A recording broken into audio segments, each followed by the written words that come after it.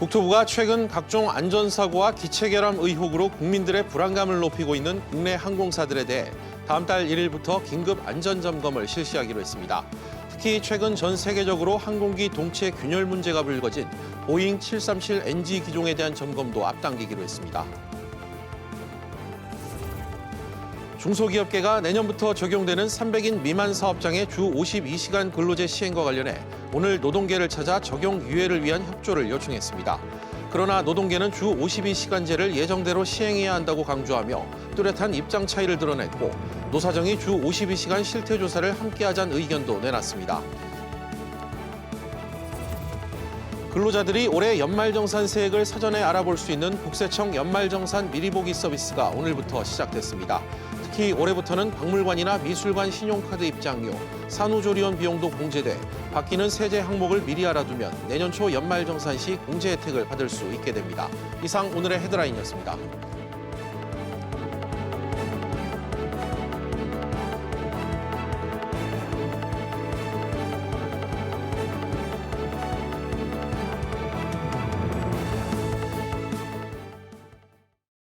전기료와 관련한 논란이 확산될 것으로 보입니다. 한국전력공사가 기존 전기요금 할인 특례 제도를 폐지하겠다고 오늘 밝혔는데요. 성윤모 산업통상부 장관이 적절치 않다고 선을 그었다고 합니다. 어떤 상황인지 취재기자 연결해 알아보겠습니다. 윤지혜 기자. 네, 윤지혜입니다. 네, 오늘 성윤모 산업부 장관이 뭐라고 발언했습니까? 성윤모 산업부 장관은 오늘 국회 예산결산특별위원회 전체 회의에 출석해 전기요금 할인 특례 제도를 일괄적으로 폐지할지 논의하는 것은 적절치 않다고 말했습니다. 한국전력 사장이 언급한 요금 체제 개편을 협의한 바 없고 정부에서 검토하고 있지 않다면서 정면으로 반박한 건데요. 앞서 김종갑 한전 사장은 한 언론 인터뷰에서 현재 운영 중인 한시적 특례를 연장하지 않고 모두 일몰시키겠다고 말했습니다. 윤 기자, 한전 측 입장도 궁금합니다. 네, 한전은 지난해 1조 1,400여 원의 적자를 기록했습니다. 그간 적자를 메우기 위해서 전기료 인상이 불가피하다는 지적이 나왔었는데요. 김종갑 한전 사장의 발언은 당장 전기료를 올리지 못하더라도 특례 할인으로 생기는 부담을 한전이 피하고자 하는 취지의 발언으로 해석됩니다. 정부와 한전이 이렇게 시각차를 보이고 있는데 앞으로 이 전기료 개편 논의는 쉽지 않을 것 같은데요? 네, 한전의 계획이 현실화되면 초중고와 전통시장 등에 대한 할인과 전기차 충전 할인도 폐지될 수 있습니다. 하지만 계층별 반발은 물론 정부의 신산업 육성 방향과 어긋난다는 비판을 받을 수 있는데요. 성 장관은 한전의 적자 확대와 관련해 내년 상반기 중 필수 사용량 보장 공제제도 개선, 주택용 계절별 시간별 요금제 도입 방안 등을 마련해서 조치할 거라고 말했습니다. SBS CNBC 윤지혜입니다. 다음 소식입니다. LG전자가 역대 3분기 가운데 최대 실적을 냈습니다. 생활가전 부문은 처음으로 분기 매출 5조 원을 넘겼습니다. 취재기자 연결합니다. 서주현 기자. 네, 서주현입니다. 네, LG전자가 사상 최대 실적을 냈다고요? 네, 그렇습니다. LG전자는 3분기 연결 기준 매출액이 15조 7,007억 원, 영업이익은 7,814억 원으로 집계됐다고 밝혔습니다. 매출액과 영업이익은 지난해 같은 기간보다 각각 1.8%, 4.4% 증가했습니다. 역대 3분기 실적으로 기준으로 했을 때 최대 매출액을 보였습니다. 영업이익은 2009년 이후 10년 만에 최대인데요. 증권사들의 예상치를 넘어서는 깜짝 실적입니다. 서 기자, 이런 호실적의 배경은 어떻게 분석되고 있습니까? 네, 처음으로 분기 매출 5조 원을 돌파한 생활가전 부분이 큰 역할을 했습니다. 매출이 지난해 같은 기간보다 9.9% 증가했습니다.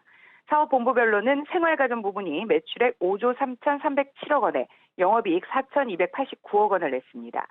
스마트폰 사업 부문은 매출액 1조 5,223억 원에 영업 손실 1,612억 원을 기록해 매출은 감소했지만 적자 폭은 줄였습니다. 향후 실적 전망은 좀 어떻습니까? 네, 대내적인 불확실성으로 전망이 밝지만은 않습니다. LG 측은 4분기 국내 생활가전 시장이 계절적인 비수기에 진입하면서 경쟁이 심해질 것으로 예상했는데요. 해외 시장 역시 불확실성이 높아질 것으로 우려했습니다. 이에 따라 생활가전 사업은 프리미엄과 신성장 사업 매출을 늘리고 마케팅 비용을 효율적으로 투입해 수익성을 유지한다는 전략입니다. 스마트폰 사업은 원가 경쟁력 강화로 손실폭을 더 줄여나간다는 계획입니다. SBS CNBC 서주연입니다. 막말 폭언 파문을 일으킨 권영원 금융투자협회장이 오늘 자신의 거취에 대해 입장을 내놨습니다. 다시 한번 사죄의 뜻을 밝혔고 사퇴에 따른 이 경영 공백을 우려해 남은 임기는 수행하겠다는 뜻을 밝혔습니다. 취재기자 연결합니다. 손소구 기자. 네, 손소구입니다. 네, 막말 녹취록 파문이 일어난 지 열흘이 지났는데 권 회장이 결국 남은 임기를 채우기로 결정했군요. 네, 권영원 금융투자협회장은 오전 긴급 이사회를 마친 뒤에 침통한 표정으로 기자들 앞에 섰는데요. 권 회장은 먼저 막말 녹취록 파문에 대해 사죄한다며 숙고 끝에 남은 임기까지 협회장으로서 직무를 계속 수행하기로 결정했다고 밝혔습니다. 이 같은 결정에 대해 권 회장은 협회와 금융업계의 권고, 또 다시는 이런 일이 반복돼서는 안 된다는 의견 등이 있었다며 개인적 사유로 사퇴하기에는 경영 공백 시 발생할 수 있는 문제점을 고려했다고 설명했습니다. 숙고 끝에 저는 남은 임기까지 협회장으로서의 직무를 계속 수행하기로 결정하게 됐습니다. 송 기자, 이번 사태를 일으킨 이 녹취록에 대한 해명도 좀 있었나요? 네, 권 회장은 보도된 녹취록 내용을 해석하는 것을 따지지 않았고 또 직장 내 괴롭힘 방지법에 따라 문제가 된다면 벌을 달게 받을 생각이라며 기회를 주신다면 최선을 다하겠다고 밝혔습니다. 권 회장은 녹취록에 대해 해명하면서 한동안 고개를 숙인 채 말을 잇지 못했고 울먹이는 모습도 보였습니다. 권 회장은 또 협회 운영과 활동에 대해 안팎으로 제기되는 여러 문제들에 대해 12월 말까지 개혁안을 만들겠다는 계획도 발표했습니다.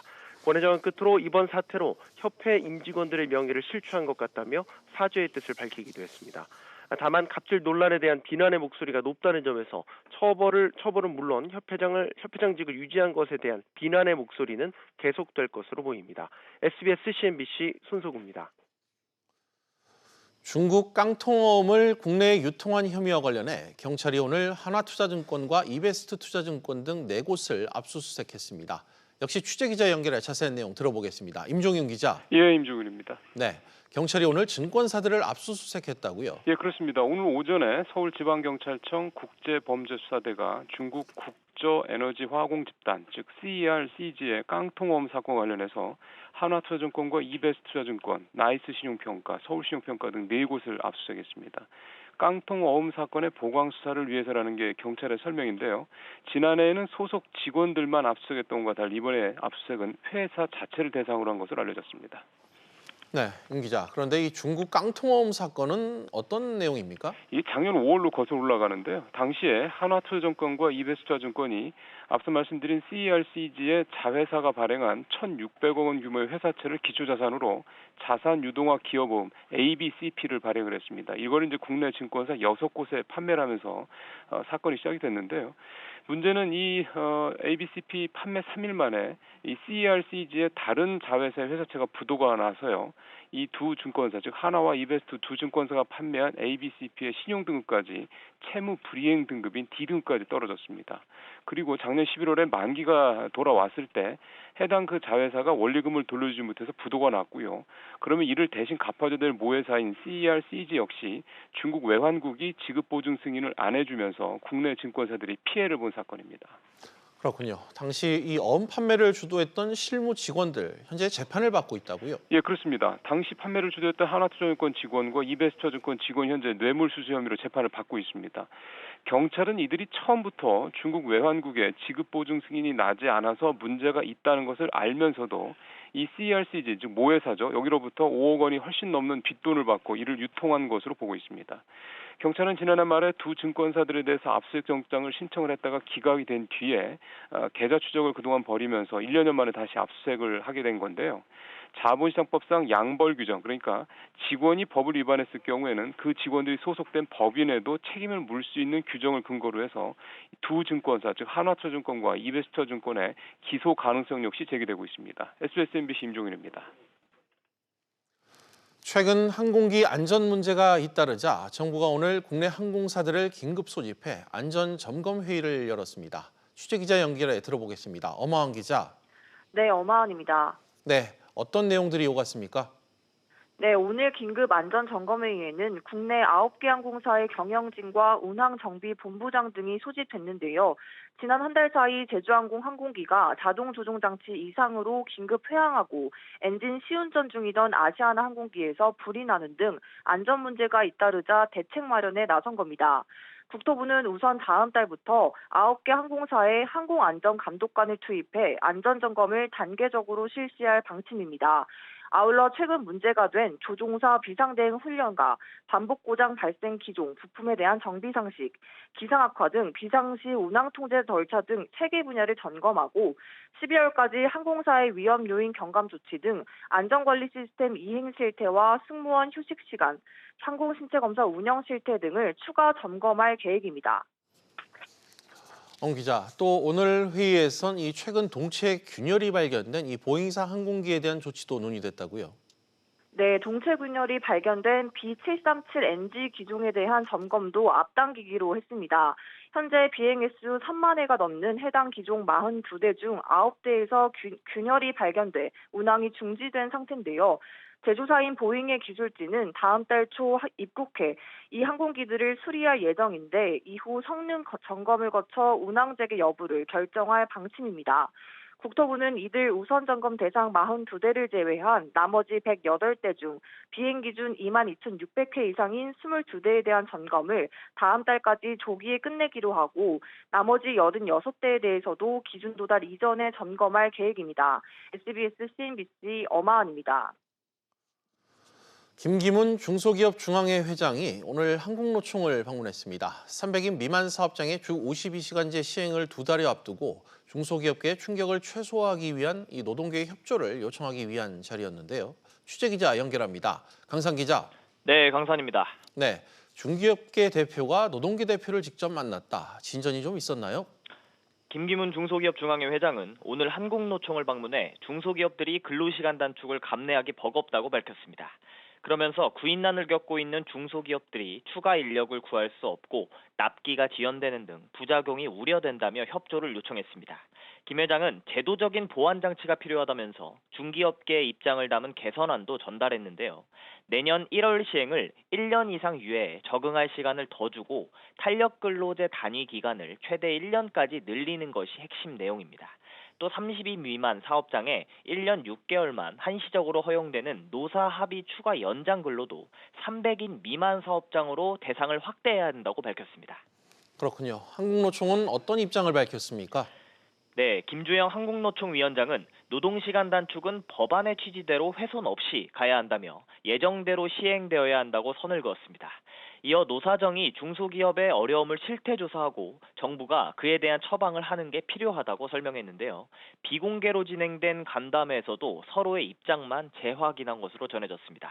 양측은 다만 대기업의 중소기업에 대한 불공정 문제에 대해서는 의견을 같이 하면서 관련 대책을 추가 논의하기로 했습니다.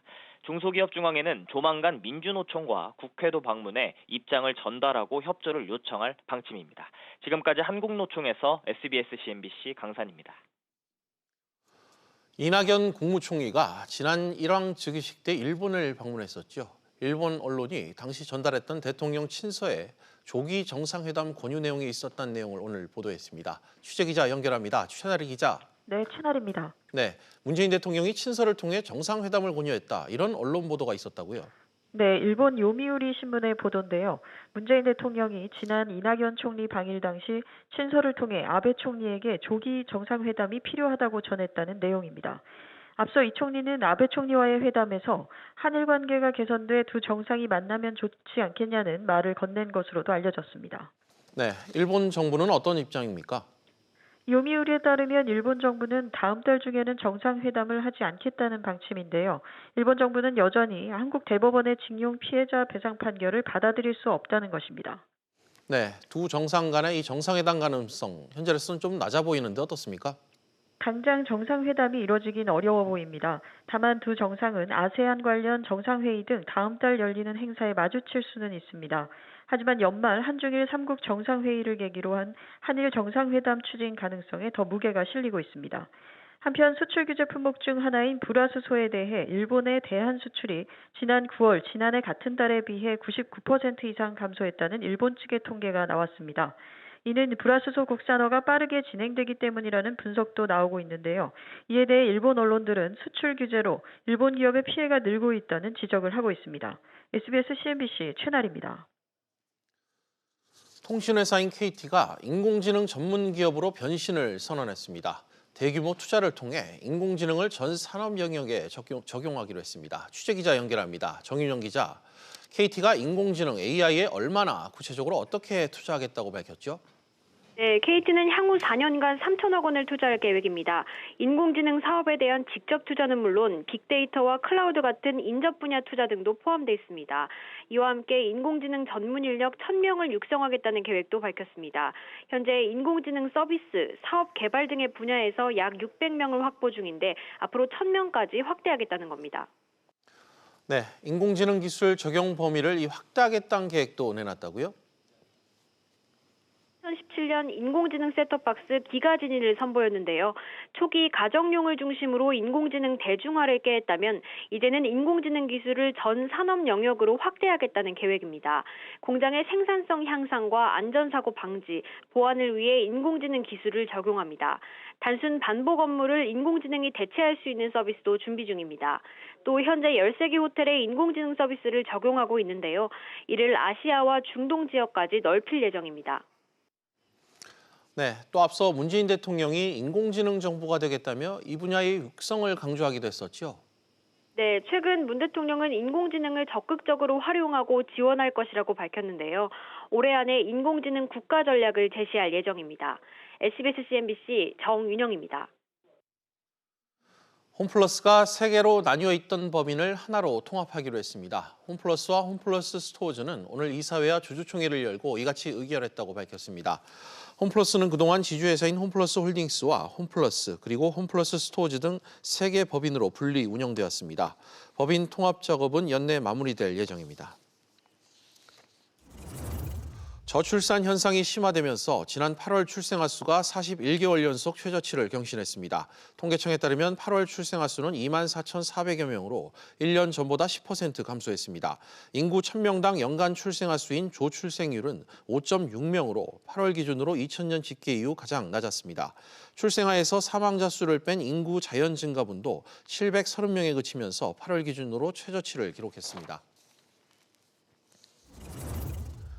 시장 조사업체 카운터포인트 리서치에 따르면 삼성전자의 스마트폰 판매가 유럽과 남미 등을 중심으로 전 세계 60개국에서 전년 대비 상승한 것으로 나타났습니다. 특히 이란과 페루, 이탈리아, 호주 등에서는 10% 이상 점유율이 상승했습니다. 이들 지역은 중국 화웨이의 인기가 높았던 지역입니다. 다만 삼성전자의 글로벌 판매량 중 약 25%를 차지하고 있는 미국과 인도에서는 점유율 성장세가 나타나지 않았다고 지적했습니다.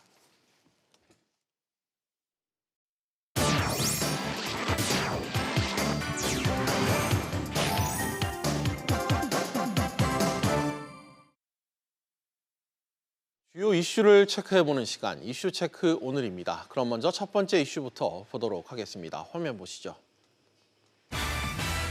분양가 상한제 정면 충돌.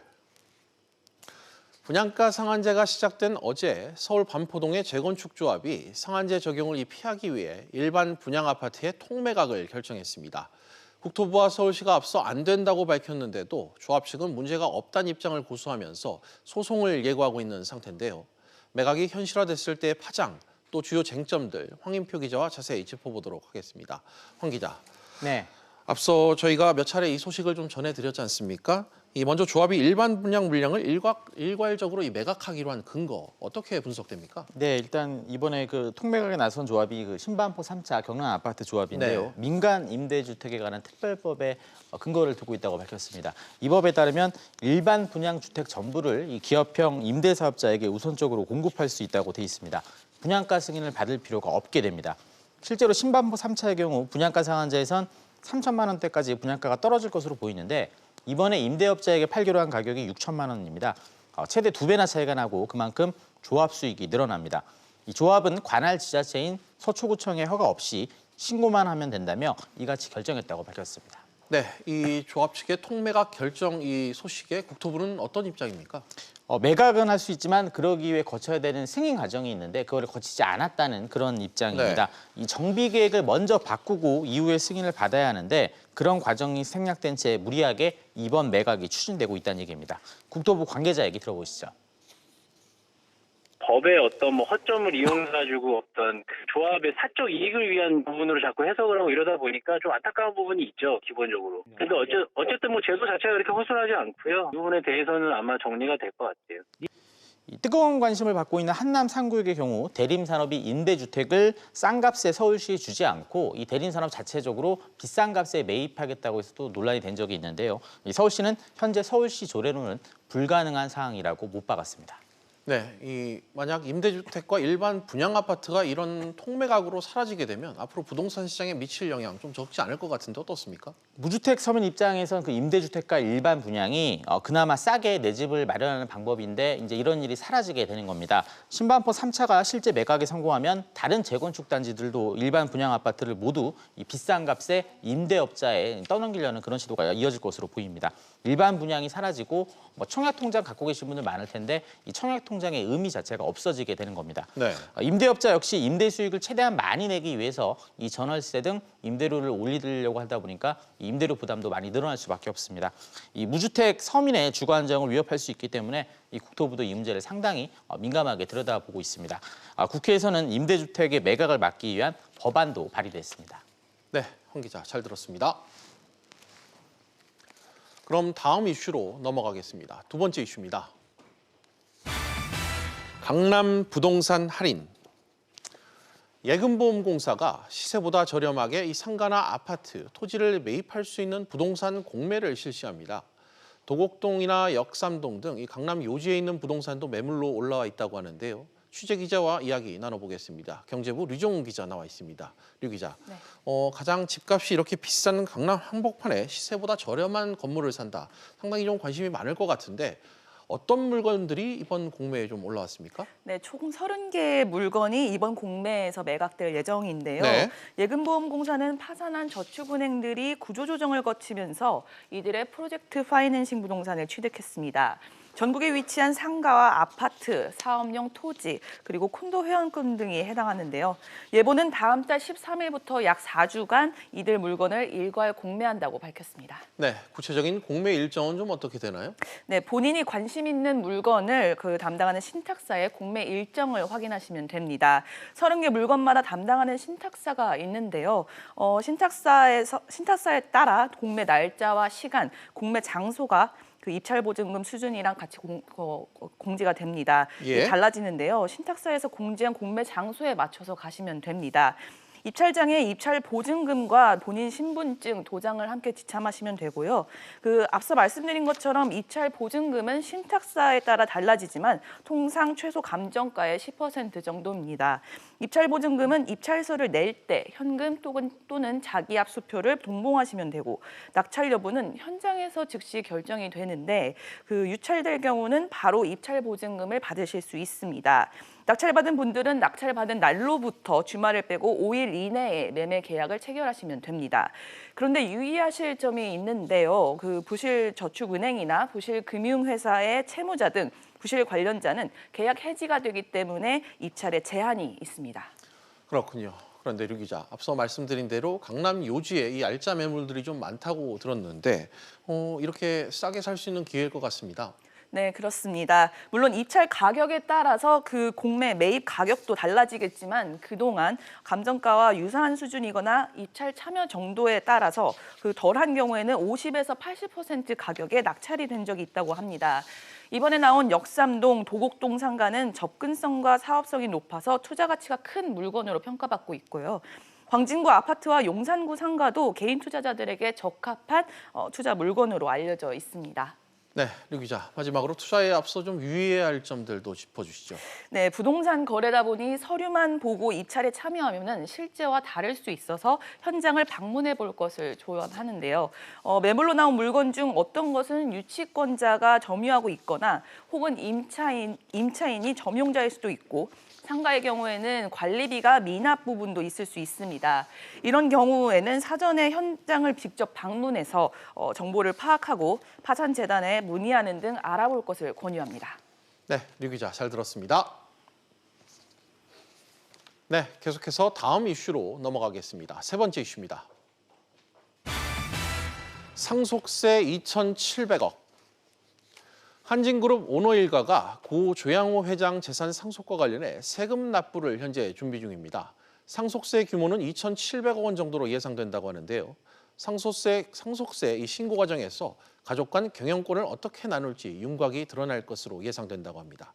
취재 기자와 역시 이 내용 짚어보도록 하겠습니다. 산업부 안지혜 기자 나와 있습니다. 안 기자, 상속세 신고 납부 마감 기한이 내일로 다가왔다고요?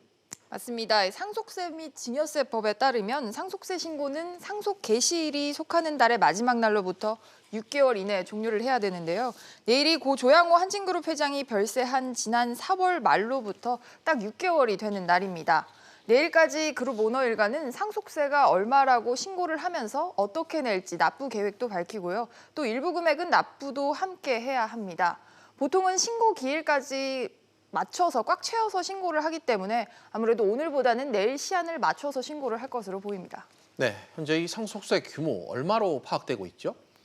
지금까지로는 모두 2,700여 원 정도로 추산이 되고 있습니다. 네. 고 조전 회장이 보유한 한진칼과 주한진 그리고 대한항공의 주식과 부동산을 오너 일가가 물려받는 대가인데요. 액수가 큰 만큼 연부연납 제도를 통해서 앞으로 총 5년 동안 나눠낼 가능성이 높습니다. 그렇다고 해도 내일 1차로 내야 하는 상속세가 460억 원 정도가 되기 때문에 고 조전 회장의 퇴직금과 최근 주한진 지분 매각 대금 등이 이 재원으로 투입이 될 것으로 보입니다. 네, 상속세 납부 여부와 함께 이 관심사는 가족들끼리 앞으로 한진그룹 경영과 관련해 어떻게 좀 상의가 이루어졌는지 이 부분일 것 같은데 어떻습니까?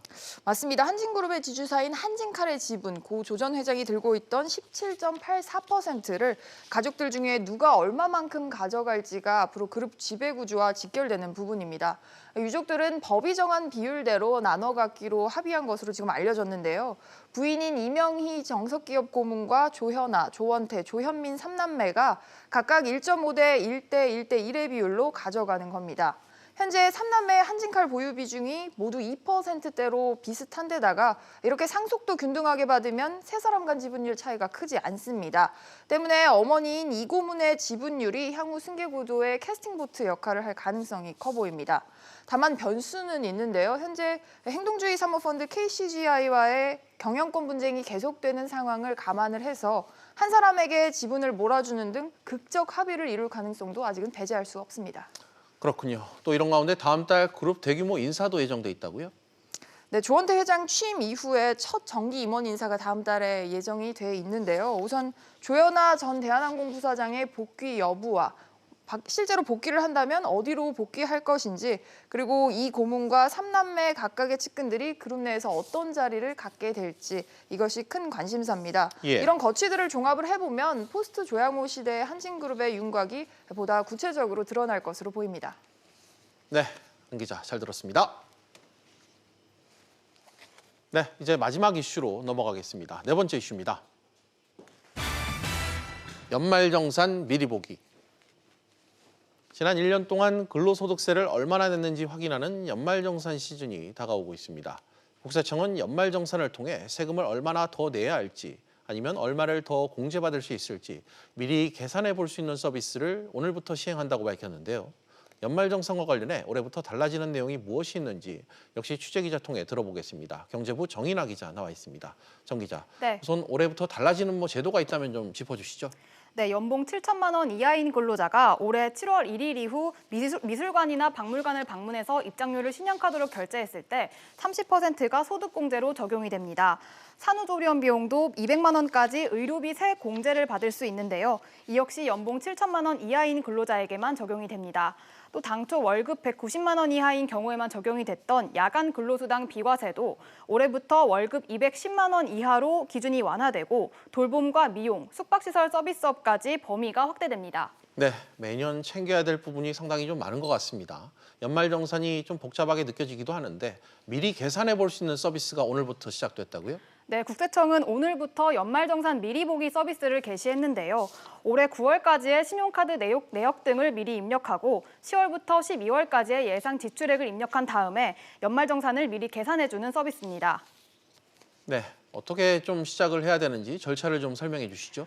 네, 국세청 온라인 사이트인 홈택스에서 공인인증서로 접속한 뒤에 편리한 연말정산을 클릭하면 연말정산 미리 보기를 확인하실 수 있습니다. 우선 지난해 지급명세서 불러오기를 눌러서 근무 기간과 총 급여액, 부양가족 정보를 올해 기준으로 바꾸고 신용카드 자료 불러오기를 클릭해야 합니다. 이때 부양가족 신용카드 자료는 가족 구성원이 자료 제공 동의를 신청해야 합니다. 그다음 10월부터 12월까지의 예상 지출액을 입력하고 계산하기를 누르면 예상 절감액이 나옵니다. 여기까지 입력하신 정보를 다 저장하면 절세 정보와 지난 3년간 납부하신 세금 정보 등을 확인하실 수 있습니다. 네, 국세청이 제공하는 이 절세 정보에는 또 어떤 것들이 있습니까? 네, 예를 들면 대학에 수시 합격한 자녀가 있을 때 대학 등록금을 미리 납부한 경우 자녀가 대학생이 된 연도에 세액공제를 신청한 경우가 더 유리하다는 팁을 제공하고 있습니다. 실제로 자녀가 고등학생일 땐 공제 한도가 300만 원인 반면 대학생일 땐 900만 원으로 훨씬 더 높습니다.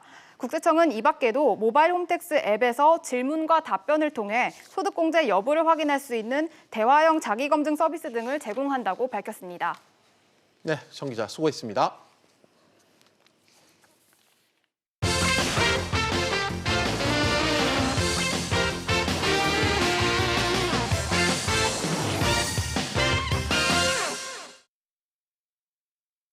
기사 이면에 숨어있는 팩트, 또 취재 뒷이야기를 알아보는 시간이죠. 팩트체크 알아보니 오늘은 경제부 박규준 기자와 함께하겠습니다. 박 기자, 예. 지자체 주거래 은행인 금고은행 이야기를 오늘 갖고 오셨는데요. 먼저 이 감사원이 최근까지 서울시에 대한 감사를 진행했다고 하는데 신한은행이 떨고 있다. 이게 무슨 얘기입니까? 네, 신한은행이 서울시 금고이기 때문입니다. 이 감사원은 이 서울시를 대상으로 7월 1일부터 감사를 시작해서요. 10월 8일까지 이 약 3개월 동안 그 기관 운영 감사를 진행했습니다. 네. 기존의 감사원의 이 서울시 감사가 한 달 내로 끝났던 것과 비교를 하면 이 3개월이니까요. 장기간 이 고강도 감사를 했다 이렇게 봐야 됩니다. 특히 감사원은 지난해 5월에 확정된 이 서울시 금고의 선정 과정 문제를 집중적으로 들여다본 것으로 알려졌습니다. 이 감사원은 현재 출연금 출혈 경쟁의 단초를 이 서울시가 제공했다고 보고 이번 서울시 감사를 통해서 이 과도한 출연금 문제를 이번 기회에 뿌리 뽑아야 한다는 강경한 입장인 것으로 전해졌습니다. 박 기자, 감사원이 구체적으로 어떤 부분을 좀 들여다봤는지 좀 파악된 게 있습니까? 우선 출연금 제공 과정과 또 금고은행 선정 전반적인 절차 등을 집중적으로 따져본 것으로 전해졌습니다. 이 감사원은 감사 기간 중에는 한 금고은행 측에 이렇게 말했다고도 하는데요. 이 서울시 금고 선정 과정을 지적하는 기존의 언론 보도들이 대부분 사실이었고 이를 입증할 물질적인 근거 한 방이 필요하다고 말한 것으로 전해졌습니다. 예. 이 당시 언론은 이 신한은행이 애초 입찰 제안서, 서울시에 제공하는 제안서에다가 일부 전산사고 기입을 누락을 했고 또 금고심의 당시에 이 경쟁은행과의 점수차가 1200점 만점인데 1점 차에 불과했다는 점을 근거로 해서 이 당시에 이 불공정 심사가 있었던 거 아니냐라고 한 의혹을 그 당시에 언론은 제기했었습니다. 뿐만 아니라 신한은행은 지난해 강북구청 구금고로 선정될 당시에도 입찰 제안서에도 없고 공시도 안 된 금액 이 40억 원을 강북구청에 제공했다는 의혹을 또 감사원으로부터 받고 있는 상황입니다. 이 강북구청 감사 결과도 조만간 나올 것으로 보이는데요. 이 결과를 두고도 신한은행이 내부적으로 긴장하고 있는 상황입니다. 그렇군요. 좀 지켜봐야 될 사안인 것 같습니다. 다른 이야기 좀 해볼까요? 금리연계 파생결합펀드 DLF와 관련해서 이 당국과 투자자, 판매 직원 이렇게 3자 대면 자리에서 은행이 변호사를 배석시켜 투자자의 반발을 샀다. 이런 얘기를 좀 들고 오셨는데 어떤 내용입니까? 네, 말씀하신 이 3자 대면을 통해서 현재 금융감독원이 DLF 관련된 사실 조사를 지금 진행하고 있는 상황입니다. 그런데 이 하나은행이 3자 대면 과정에서 이 회사 소속 변호사를 대동해서 결과적으로 투자자들이 반발을 사고 있다는 그런 내용입니다. 예. 양측이 모두 이 변호사를 데려오는 건 문제될 건 없는데 이 한쪽이 그것도 은행이 별도로 변호사를 배석시키는 건 투자자에게 그렇게 불리하다는 그런 지적인 겁니다. 네, 박 기자. 그래서 지금도 은행이 변호사를 배석시키고 있습니까? 지금은 그렇게 하지 않고 있습니다. 금융당국에 좀 물어봤는데 이 앞으로도 은행만 별도로 해서 이 변호사를 삼자면담 자리에 나오게 하는 일은 없게 할 것이라고 강조했습니다. 네, 박 기자 잘 들었습니다.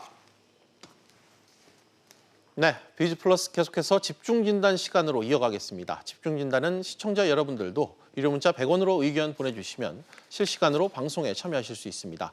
샵 3698번으로 많은 참여 부탁드리겠습니다.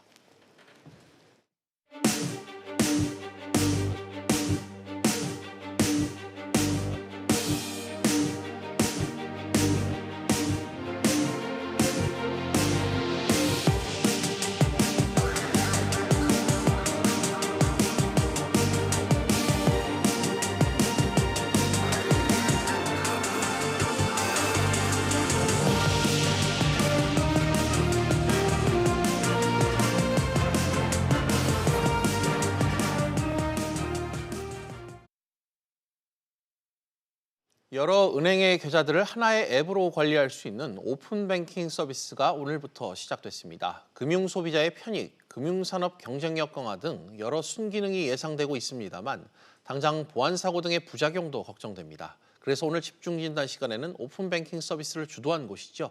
금융결제원 전자금융부 차병주 부장 자리에 모시고 자세한 이야기 들어보도록 하겠습니다. 부장님 안녕하십니까? 네, 안녕하십니까? 네. 오픈뱅킹이 뭔지 다시 한번 시청자들에게 쉽게 설명해 주시죠. 예, 오픈뱅킹은 말 그대로 은행 업무를 개방하는 것입니다. 네. 저희가 통상적으로 은행 거래를 할 때 은행 지점을 방문하거나 아니면 인터넷 뱅킹을 한다거나 스마트폰 앱을 켜서 이용을 하게 돼 있는데요. 예. 오픈뱅킹을 시행하게 되면은 은행에 일일이 방문하거나 접속할 필요 없이 하나의 앱으로 다른 은행의 거래까지 다 예금 조회라든지 이체까지 다 가능하게 됩니다. 따라서 오픈뱅킹을 통해서는 뱅킹을 할 수 있는 공간적, 물리적 제약이 없어지는 셈이 되겠습니다. 알겠습니다. 지금 설명 말미에 얘기하신 한 은행에서 다른 은행 업무까지 한 번에 볼 수 있다는 이게 가장 큰 특징인 것 같습니다. 기존 이 카카오페이, 토스 같은 이 핀테크 기업들이 제공하는 서비스 좀 차이가 없는 것 같은데 차이가 굳이 좀 있다면 이 부분도 좀 짚어주시죠. 사실은 저 오픈뱅킹이 그 금융결제 시장의 인프라 같은 역할을 하고 있습니다. 네. 그래서 저희가 오픈뱅킹을 제대로 도입하면서 그 과거에 이제 핀테크 업체들이 그 금융결제망을 이용할 때 이용 수수료가 있었는데 예. 그것들을 한 10분의 1 수준으로 대폭 인하를 했습니다.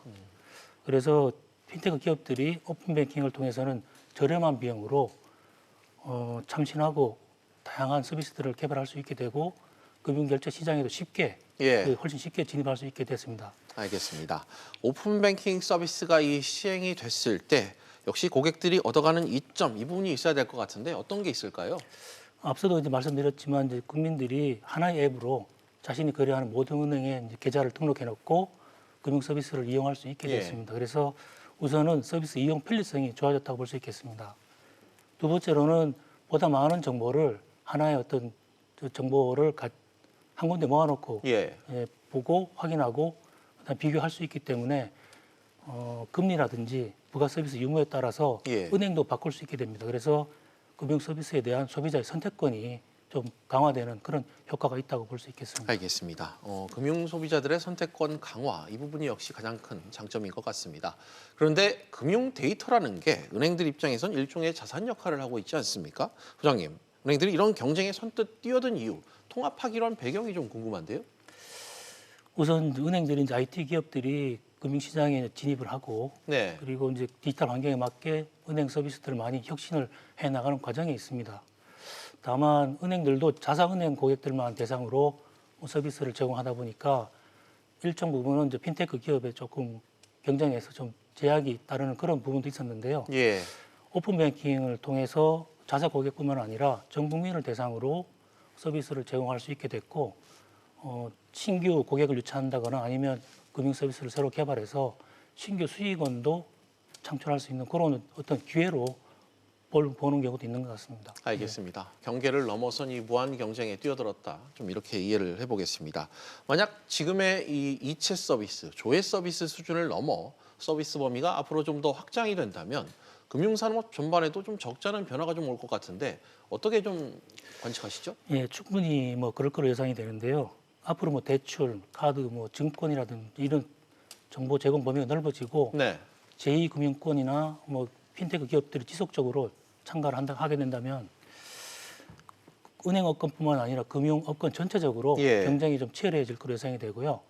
이런 것들을 계기로 해서 우리나라 금융산업의 경쟁력도 좀 강화가 되고 한 단계 좀 도약하는 계기가 될 수 있을 것 같습니다. 알겠습니다. 은행들은 그간 자체 앱을 통해 각종 금융 서비스를 제공을 해왔죠. 이체나 뭐 조회는 물론 이 대출이나 뭐 자산 관리, 금융 상품 이 비교 등 다양한 부가 서비스를 지금 그동안 제공해 왔지 않습니까? 부장님, 그럼 앞으로는 이 은행 앱의 개념이 좀 약해진다 이렇게 좀 봐도 될까요? 저는 좀 그렇지 않을 거로 보이는데요. 사실은 이제 은행들이 오픈 뱅킹을 이용해서 이제 은행들이 기존에 이제 대출이라든지 자산 관리 이런 서비스들의 완성도를 좀 높이고 예. 경쟁력도 좀 강화하는 계기로 삼을 것 같습니다. 특히나 디지털 시대에는 사실은 고객과의 접점이 주로 이제 중요한 채널이 앱이기 때문에 네. 금융 서비스를 제공을 제대로 하기 위해서 앞으로 은행 앱을 좀 더 강화하는 쪽으로 예. 가지 않을까 그렇게 예상하고 있습니다. 알겠습니다. 어찌됐건 오픈 뱅킹 시대는 지금 열렸습니다. 시중 은행들과 이 핀테크 기업들 간의 고객 유치전도 이제 한층 달아올 것 같은데요.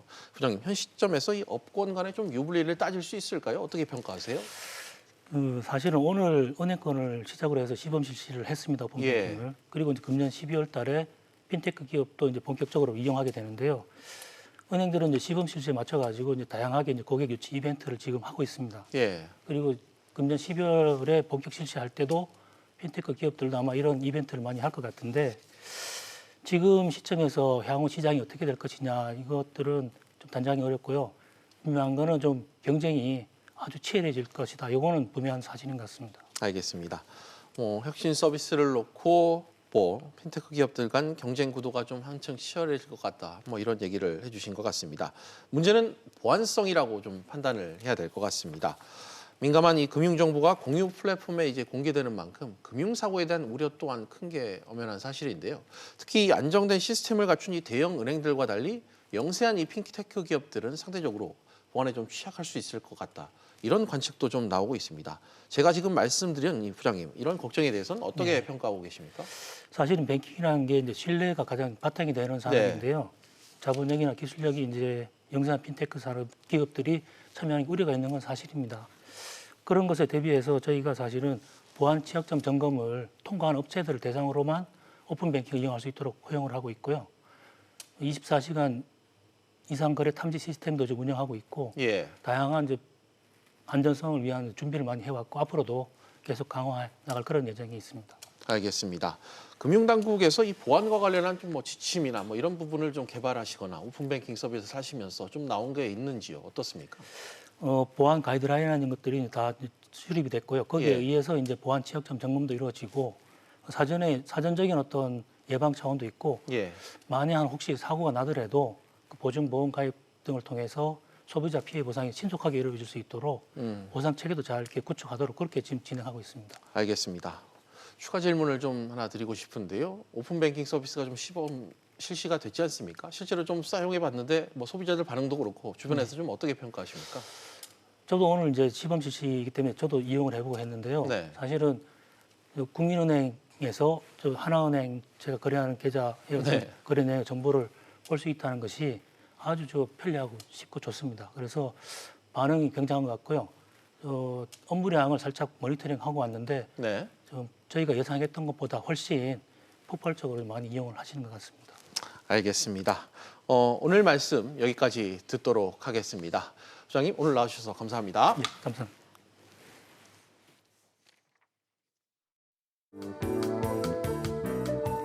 안녕하세요. K웨더 라이프스타일 예보 김민주입니다. 내일은 전국이 맑겠고 낮 동안 포근하겠습니다. 서울의 한낮 기온 21도, 대구는 22도까지 오르겠는데요. 다만 복사 냉각에 의해 오늘 밤 사이 기온이 떨어지면서 아침엔 쌀쌀하겠습니다. 큰 일교차에 건강 관리를 잘해주시기 바랍니다. 날은 맑지만 공기질이 좋지 못하겠습니다. 오전까지는 전국 보통 단계를 보이겠지만 오후에는 대기오염물질이 서풍을 타고 들어오면서 서쪽 지방을 중심으로 나쁨 단계, 동쪽 지역을 중심으로는 한때 나쁨 단계가 예상됩니다. 중부지방 맑은 날씨 속 일교차가 크게 벌어지겠습니다. 춘천의 아침 기온은 5도까지 떨어지겠고 낮 기온은 20도까지 오르겠습니다. 동해안 지역도 맑겠고요. 낮 동안 속초와 강릉 22도, 울진은 23도가 되겠습니다. 대구의 아침 기온은 7도로 시작해 낮에는 22도까지 오르면서 일교차가 15도 안팎까지 크게 벌어지겠습니다. 당분간 대체로 맑을 것으로 예상되는데요. 강원 영동은 주말부터 점차 흐려져 일요일에는 비가 올 것으로 전망됩니다. 날씨였습니다. 비즈 플러스 오늘은 여기까지입니다. 다음 뉴스는 7시 뉴스 프리즘으로 이어집니다.